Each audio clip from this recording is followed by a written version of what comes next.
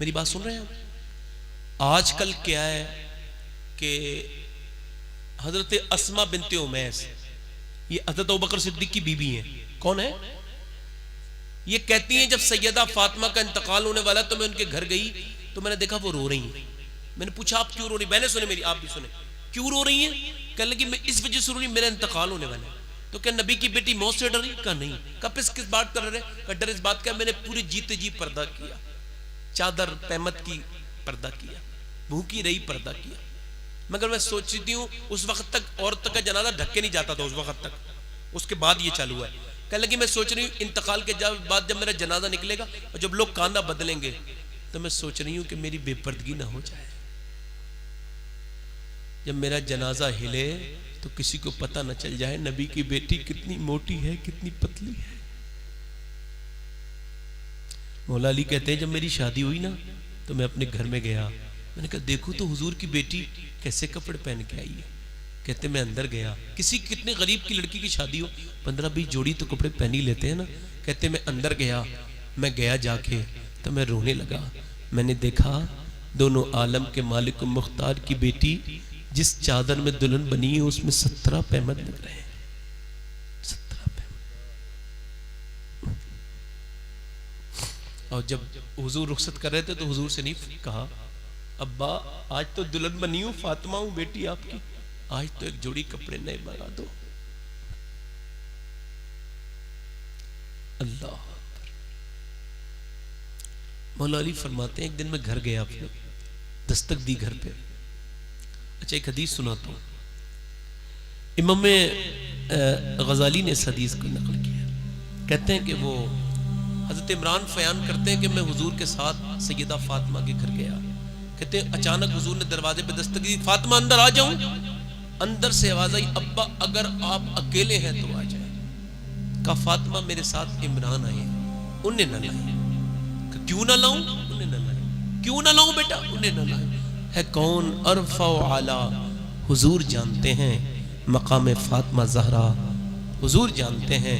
हुजूर पूछते मेरी बेटी बताओ ना, हुजूर जानते हैं मगर बताना चाहते हैं लोगों को, बताओ ना बेटी क्यों ना लाऊं इमरान को मेरे साथ आए।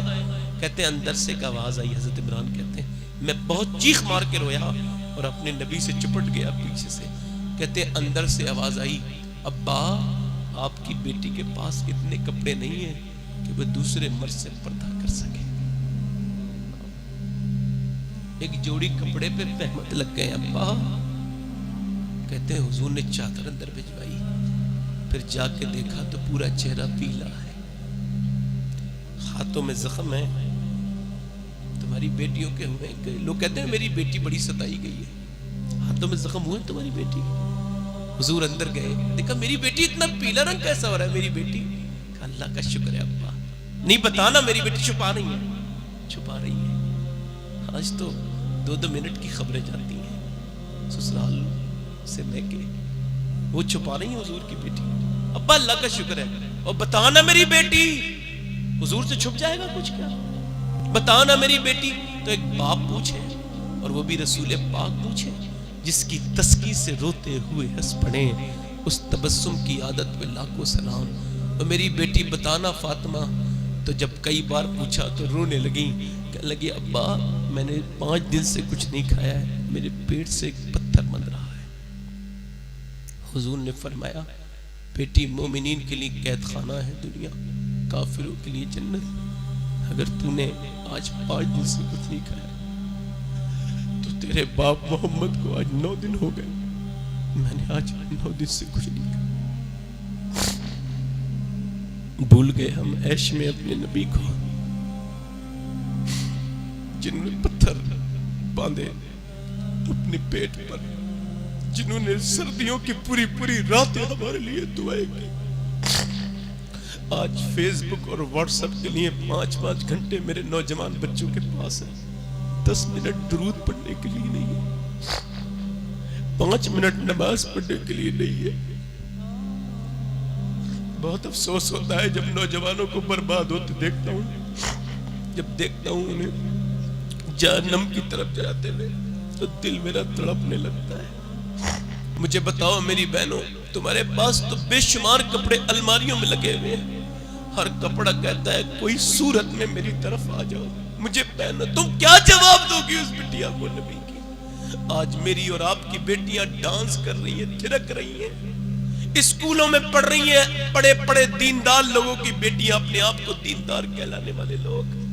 मैंने एक साहब से कहा अपनी बहन को पर्दा कराओ है। शादियों में हमारी औकात पता चल जाती है। शादी में देखो मुसलमानों की बेटियों के सरों पे दुपट्टे नहीं, और मुसलमान लड़कों को कोई गैरत ही नहीं। कोई वो दूसरों की बहन को देख रहा है, उसकी बहन को किसी दूसरे ने देखना शुरू किया। तौबा तौबा तौबा तौबा, अस्तगफिरुल्लाह, माअल्लाह माअल्लाह, बिल्कुल खराब कर दिया। बिल्कुल सोचा ही नहीं कभी कि कहां जाना था।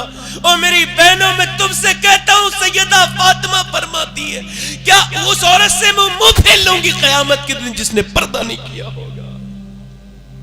ये अंग्रेज तुम्हें काम आएंगे, ये अमेरिका की लड़कियां, ये तुम्हें बंबई की औरतें तुम्हारे काम आएंगी। दिलों का सुकून पर्दे में है। और यार एक साहब कह रहे थे, सैयद साहब आपकी तकरीर से ज्यादा मेरे पोते ने मुझे पर्दा समझा दिया। मैंने कहा कैसे?